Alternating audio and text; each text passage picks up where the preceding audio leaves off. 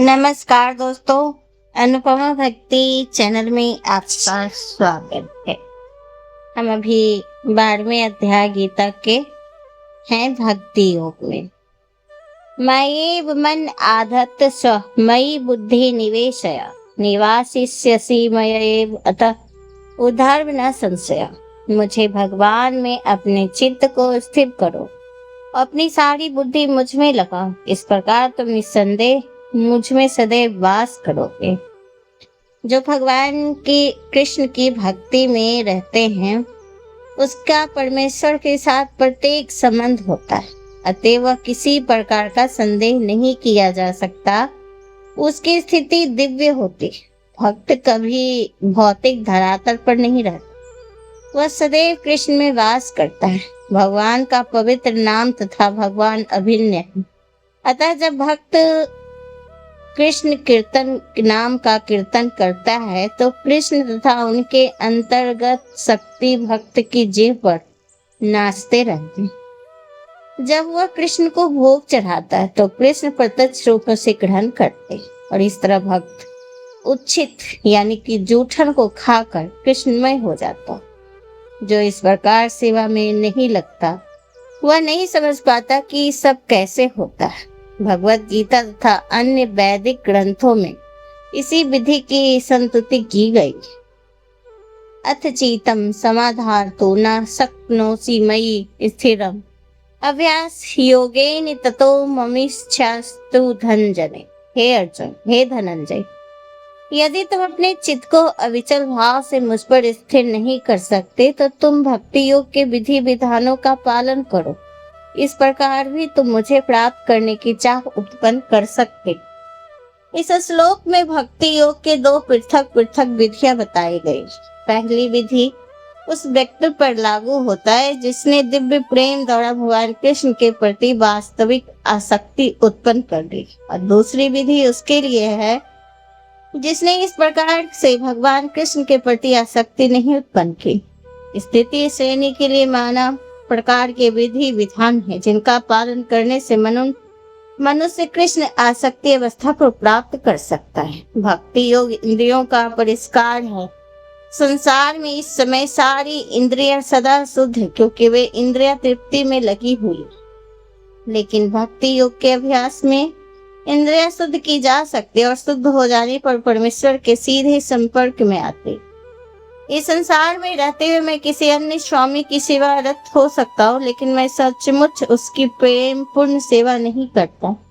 मैं केवल धन पाने के लिए सेवा करता हूँ और यह स्वामी भी मुझसे प्रेम नहीं करता। वह मुझ में सेवा कराता है और मुझे धन देता है, अतः प्रेम का प्रश्न ही नहीं उठता। लेकिन आध्यात्मिक जीवन के लिए मनुष्य को प्रेम की शुद्ध अवस्था तक ऊपर उठना होता है। वह प्रेम अवस्था इन्हीं इंद्रियों के द्वारा भक्ति के अभ्यास में प्राप्त की जा सकती।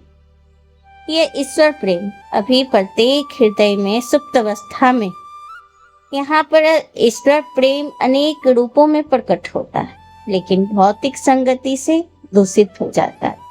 अतएव उस भौतिक संगति से हृदय को विमल बनाना होता है और उस सुप्त स्वाभाविक कृष्ण प्रेम को जागृत करना होता है। यही भक्ति योग की पूरी विधि। भक्ति योग के विधि विधानों का अभ्यास करने के लिए मनुष्य को किसी सुविज्ञ गुरु के मार्गदर्शन कतिपय नियमों का पालन करना होता। ब्रह्म मुहूर्त में जागना, स्नान करना, मंदिर में जाना, प्रार्थना करना, ये सब चीजें, अचा विग्रह पर चढ़ाने के लिए फूल चुनना, अचा विग्रह पर भोग चढ़ाने के लिए भोजन बनाना, प्रसाद ग्रहण करना आदि जैसे कार्य विधि विधान करने होते हैं। भागवत गीता तथा श्री भागवत सुनना चाहिए। इस अभ्यास से कोई भी ईश्वर प्रेम के स्तर तक उठ सकता है और तब भगवत धाम तक उसका पहुंचना झूठ सत्य है। विधि विधानों के अंतर्गत गुरु के आदेश अनुसार भक्ति योग का यह अभ्यास करने से मनुष्य निश्चय ही भगत प्रेम की अवस्था को प्राप्त कर सकता है। अभ्यास समर्थोसी मत कर्म परमो धव मदर्थममी कर्माणि कुर्वन्नि सिद्धि वाप्यसे। यदि तुम भक्ति योग के विधि विधानों का भी अभ्यास नहीं कर सकते तो मेरे लिए कर्म करने का प्रयत्न करें, क्योंकि मेरे लिए कर्म करने से तुम पूर्ण अवस्था सिद्धि को प्राप्त हो। यदि कोई गुरु के निर्देश अनुसार भक्ति योग के विधि विधान का अभ्यास नहीं भी कर पाता तो भी परमेश्वर के लिए कर्म करके उसे पूर्ण अवस्था प्रदान की जा सकती। कर्म किस प्रकार किया जाए इसकी व्याख्या 11वें अध्याय में 95वें श्लोक में पहले ही की जा चुकी है। मनुष्य में कृष्ण भावनामृत के प्रचार हेतु सहानुभूति होनी चाहिए। ऐसे अनेक भक्त हैं जो कृष्ण भावनामृत के प्रचार कार्य में लगे, उन्हें सहायता की आवश्यकता तब भले ही कोई भक्ति योग विधि विधानों का प्रयत्न रूप से अभ्यास न कर सके, उसे ऐसे कार्य में सहायता देने का प्रयत्न करना चाहिए। श्रम की आवश्यकता होती है। जिस प्रकार किसी भी व्यापार में रहने के लिए स्थान उपयोग के लिए कुछ पूंजी, कुछ श्रम तथा विस्तार करने के लिए कुछ संगठन चाहिए, उसी प्रकार कृष्ण सेवा के लिए भी उनकी आवश्यकता होती है। अंतर केवल इतना ही होता है कि भौतिकवाद में मनुष्य इंद्रिय तृप्ति के लिए सारा कार्य करता है, लेकिन यही कार्य कृष्ण की तृप्ति के लिए किया जाता है। यही दिव्य कार्य। यदि किसी के पास पर्याप्त धन है तो वह कृष्ण भावनामृत के प्रचार के लिए कोई कार्यालय अथवा मंदिर निर्मित कराने में सहायता कर सकता है। कर्म के विविध क्षेत्र और मनुष्य ऐसे कर्मों में रुचि लेनी चाहिए। यदि कोई अपने कर्मों के फल को नहीं त्याग सकता तो कम से कम उनका कुछ प्रतिशत कृष्ण भावनामृत के प्रचार में तो लगा ही सकता है। इस प्रकार कृष्ण भावनामृत की दिशा में शिक्षा से सेवा करने से व्यक्ति भगवत प्रेम को उच्चतर अवस्था को प्राप्त कर सकता है। अथेदप्यश्लक्तोसि कर्तु मधुगमश्रिता सर्व कर्म फल त्यागम तत् गुरु यतात्मवान। किंतु यदि तुम मेरे इस भावनामृत में कर्म करने में असमर्थ हो तो तुम अपने कर्म के समस्त फलों को त्याग कर कर्म करने का तथा आत्म स्थिर होने का प्रयत्न करो। हो सकता है कि कोई व्यक्ति सामाजिक, पारिवारिक, धार्मिक कारणों से या किसी अन्य विरोधों के कारण कृष्ण भावनामृत में कार्य कर नहीं हो सकता, उसके प्रति रुचि नहीं दिखा पाता है, तो ये अच्छा रहे यदि अपने को प्रत्यक्ष रूप में इन कार्यकलापों के प्रति जोड़ ले। तो हो सकता है पारिवारिक सदस्य विरोध करें या अन्य कठिनाइयां उठ पर खड़ी हो सकती है। तो जिस व्यक्ति के साथ ऐसी समस्याएं लगी हो उसे सलाह दी जाती है कि वो अपने कार्यकलापों के संचित फल को किसी शुभ कार्य में लगा दे। ऐसे विधियां वैदिक नियम में वर्णित है। ऐसा अनेक यज्ञ तथा पुण्य कार्यों अथवा विशेष कार्यों में वर्णन हुए हैं जिनसे अपने पिछले कार्यों में फलों की प्रयुक्ति किया जा सकता है। मनुष्य को धीरे धीरे ज्ञान का स्तर तक उठाता है। ऐसे ही पाया गया कृष्ण भावनामृत के कार्यकलापों में रुचि न रहने वाले, पर जब मनुष्य किसी अस्पताल या किसी सामाजिक संस्था को दान देता है तो वह अपने कार्यकलापों की गाढ़ी कमाई का परित्याग करता है। यहाँ पर इसकी भी संतुष्टि की गई है, क्योंकि अपने कार्यकलापों के फल के परित्याग के अभ्यास से मनुष्य क्रमशः अपने मन को अच्छा बनाता है और इस विमल मन स्थिति में यह कृष्ण भावनामृत को समझने में समर्थ होता है। किंतु यदि कृष्ण भावनामृत को स्वीकार करने में किसी प्रकार का अवरोध हो तो मनुष्य को चाहिए कि अपने कर्म फल का परित्याग करने का प्रयत्न करे। ऐसी दशा में समाज सेवा, समुदाय सेवा, राष्ट्रीय सेवा और देश के लिए उत्सर्ग आदि कार्य स्वीकार किए जा सकते हैं, जिससे एक दिन मनुष्य भगवान की शुद्ध भक्ति को प्राप्त हो सकता है। भागवत गीता में ही कहा गया है, यत प्रवृत्त भूतानाम, यदि कोई परम कारण के लिए उत्सर्ग करना चाहे तो भले ही यह न जाने कि वह परम कारण कृष्ण है, फिर भी वह कर्मशः यज्ञ विधि से समझ जाएगा कि वह परम कारण कृष्ण ही है।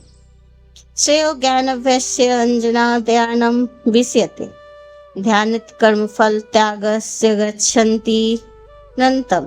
यदि तुम अभ्यास नहीं कर सकते तो ज्ञान के अनुशीलन में लग जाओ। लेकिन ज्ञान से श्रेष्ठ ध्यान है और ध्यान से भी श्रेष्ठ कर्म फलों का परित्याग है, क्योंकि ऐसे ही त्याग से मनुष्य को मन शांति प्राप्त हो सकती। जैसा कि पिछले श्लोक में बताया गया, भक्ति दो प्रकार की, विधि विधानों से पूर्ण तथा भक्ति प्रेम आसक्ति से पूर्ण। किंतु जो लोग कृष्ण भावनामृत के नियमों का पालन नहीं कर सकते, उनके लिए ज्ञान का अनुशीलन करना श्रेष्ठ है, क्योंकि ज्ञान से मनुष्य अपनी वास्तविक स्थिति को समझने में समर्थ होता है। यही ज्ञान क्रमशः ध्यान तक पहुंचाने वाला, और ध्यान से परमेश्वर को समझा जा सकता। ऐसी विधियां जिससे मनुष्य अपने को परम ब्रह्म मान बैठता है। यदि कोई भक्ति करने में असमर्थ है तो ऐसे ध्यान भी अच्छा है। यदि कोई किस प्रकार से ध्यान नहीं कर सकता तो वैदिक साहित्य में ब्राह्मण क्षत्रिय वैश्य तथा शूद्रों के लिए कतिपय कर्तव्यों का आदेश, जिसे हम भगवत गीता के अंतिम अध्याय में देखेंगे। लेकिन प्रत्येक दशा मनुष्य को अपने कर्म फल का त्याग करना है, जिसका अर्थ है कर्म फल किसी अच्छे कार्य में लगा। सर्वोच्च लक्ष्य भगवान तक पहुंचने की दो विधियां, एक विधि है कर्मक विकास करे, दूसरी प्रत्यक्ष विधि। कृष्ण भावनामृत में भक्ति प्रत्यक्ष विधि, अन्य विधियों में कर्मों के फल का त्याग करना होता है, तभी मनुष्य ज्ञान की अवस्था को प्राप्त होता है। उसके बाद ध्यान की अवस्था, फिर परमात्मा से बोध की अवस्था, और अंत में भगवान की अवस्था आ जाती। मनुष्य चाहे तो एक एक पकड़ के आगे बढ़ने की विधि अपना सकता है या प्रत्येक विधि ग्रहण कर सकता है, लेकिन प्रत्यक्ष विधि हर एक के लिए संभव नहीं।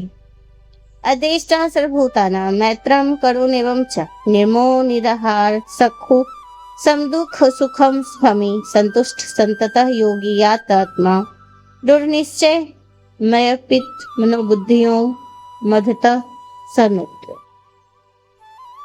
जो किसी से देश नहीं करता लेकिन सभी जीवों पर दयालु मित्र बनता है, जो अपने को स्वामी नहीं मानता और मिथ्या अहंकार से मुक्त है, जो सुख दुख में स्वभाव एक समान रखता है, सहिष्णु है, सदैव आत्मतृष्ट रहता है, आत्म संयमी है तथा जो निश्चय के साथ मुझ में मन तथा बुद्धि को स्थिर करके भक्ति में लगा रहता है, ऐसे भक्त मुझे अत्यंत प्रिय हैं। शुद्ध भक्ति तो पुनः आकर भगवान इन दोनों श्लोकों में शुद्ध भक्त के लिए दिव्य गुणों का वर्णन करें। शुद्ध भक्त किसी भी परिस्थिति में विचलित नहीं होता, न ही वो किसी के प्रति ईर्ष्यालु होता है और न ही शत्रु को शत्रु मानता है। वह तो सोचता है व्यक्ति मेरे किसी दुष्कर्म के कारण मेरा शत्रु बन चुका है, अतः विरोध करने के अपेक्षा कष्ट सहना अच्छा। श्री भागवत में कहा गया है ततेनुकंपा सुशीक्ष मानो भूजान एवात कृतम विपाकम। जब भी कोई भक्त मुसीबत में पड़ता है तो यह सोचता है कि भगवान को मेरे ऊपर कृपा ही है, मुझे अपने विगत दुष्कर्मों के अनुसार इससे कहीं अधिक कष्ट भोगना चाहिए था। यह तो भाव वर्कित है कि मुझे मिलने वाला पूरा दंड नहीं मिल रहा, भगवत कृपा से थोड़ा ही दंड मिल रहा है। अतएव अनेक कष्टपूर्ण परिस्थितियों में भी वह सदैव शांत अथवा स्थिर बना रहता है। यस्मानोदीजते लोको लोकनाय दीजते चय हर्षा मर्ष भयो देगर मुक्तो यह च में प्रिय। जिसने किसी को कष्ट नहीं पहुंचाता तथा जो अन्य किसी के द्वारा विचलित नहीं किया जाता, जो सुख दुख में भय तथा चिंता में भाव रहता है, वो मुझे अत्यंत प्रिय है। इस श्लोक में भक्त के कुछ अन्य गुणों का वर्णन हुआ। ऐसे भक्त द्वारा कोई व्यक्ति कष्ट चिंता भय या असंतोष को प्राप्त नहीं होता। चूंकि भक्त सबों पर दयालु होते हैं, अतः वो ऐसा कार्य नहीं करता जिससे किसी की चिंता हो। साथ ही यदि अन्य लोग भक्त की चिंता में डालना चाहे, वह विचलित नहीं होता। भगवत कृपा ही है, वह किसी बाह्य उपद्रव से क्षुब्ध नहीं होता।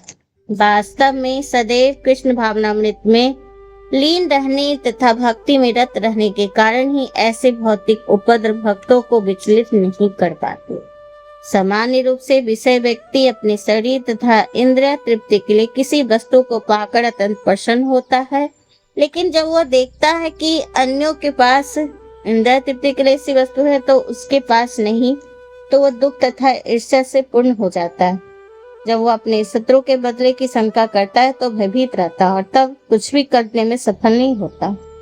जो निराश हो जाता है ऐसे भक्त तो इन समस्त उपद्रव से परे होता है, कृष्ण का अत्यंत प्रिय होता है। अनपेक्षा शुचिच्छ उदासीनो गंतव्य सर्वो रंभा परित्यागी यो मदक्त सब में प्रिय। मेरा ऐसा भक्त जो सामान्य कार्यकलापों पर आश्रित नहीं, जो शुद्ध है, दक्ष है, चिंता रहित है, समस्त कष्टों से रहित है और किसी फल के लिए प्रयत्नशील नहीं रहता, मुझे अतिशय प्रिय है।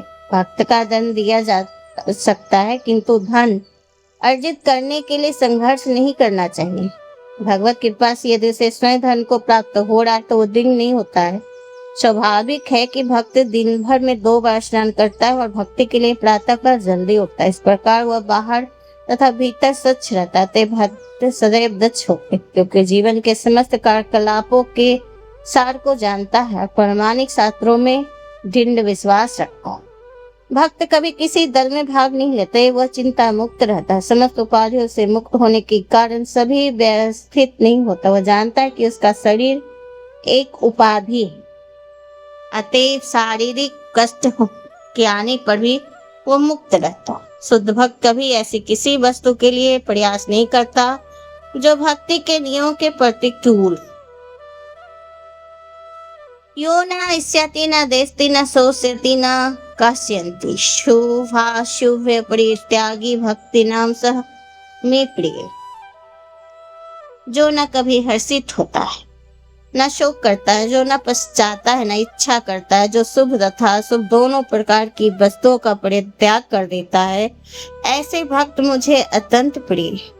शुद्ध भक्त भौतिक लाभ से नहीं हर्षित होता और न हानि से दुखी होता है। वह पुत्र या शिष्य की प्राप्ति के लिए उत्सुक रहता है, न ही उसे किसी से मिलने पर दुख होता है और न ही किसी प्रिय वस्तु के खो जाने पर उसके लिए पछतावा होता है। इस प्रकार यदि अपने अभिषिक्त को प्राप्ति नहीं हो पाता तो वह दुखी नहीं होता। समस्त प्रकार के शुभ अशुभ तथा पाप कर्मों में सदैव पड़े रहता। वो परमेश्वर की प्रसन्नता के लिए बड़ी से बड़ी विपत्ति सहने को तैयार है।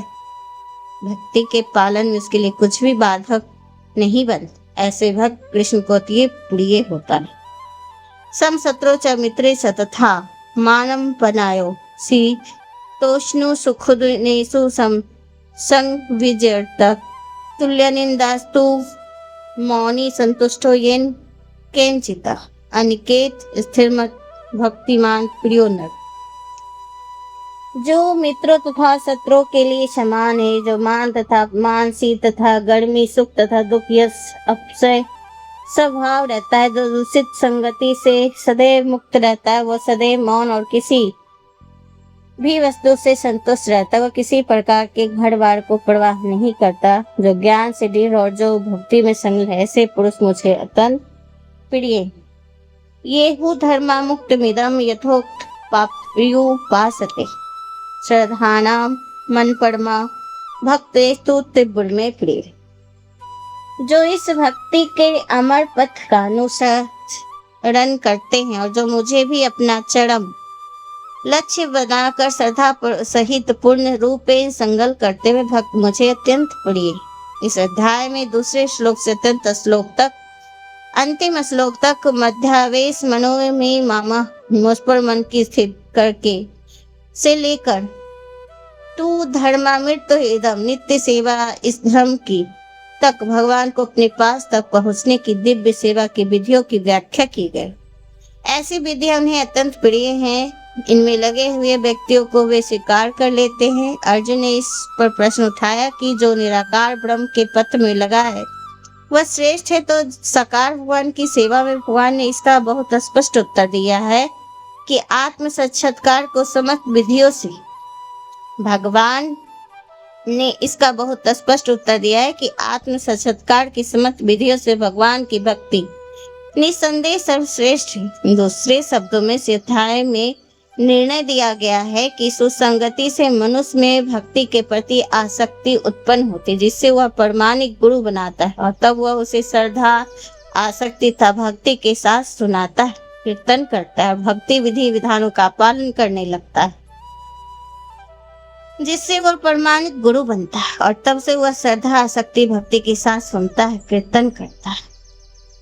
संस्तुति इस समय तक के लिए भी की गई है कि जब तक मनुष्य आत्म साक्षात्कार के लिए अपने आप को समर्पित नहीं कर देता, दूसरे शब्दों में जब तक उसे शुद्ध भक्ति की संगति करने का अवसर प्राप्त नहीं होता, तब वह निराकार की धारणा लाभप्रद हो सकती है। परंतु सत्य की निराकार धारणा में मनुष्य कर्म फल के बिना कर्म करता है और आत्मा तथा पदार्थ का ज्ञान प्राप्त करने के लिए ध्यान करता है। तभी यह आवश्यक है, जब तक शुद्ध भक्त को संगति प्राप्त न हो। स्वभाववश यदि कोई शुद्ध भक्ति से सीधे कृष्ण भावनामृत लगना चाहता तो उसे आत्म साक्षात्कार के इतने सोपान पार नहीं करने होते।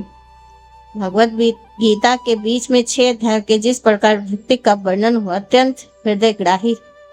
किसी के जीवन निर्वाह के लिए वस्तुओं की चिंता नहीं करनी होती, क्योंकि भागवत कृपा से सारी वस्तुएं स्वतः सुलभ होती। तो दोस्तों, भक्ति योग 12वां अध्याय समाप्त होता है। आपको कैसा लग रहा है हमें जरूर बताइए। अगर आपको पसंद आ रहा है तो ये वीडियो को शेयर जरूर कीजिएगा और सब्सक्राइब जरूर कीजिएगा। नमस्कार।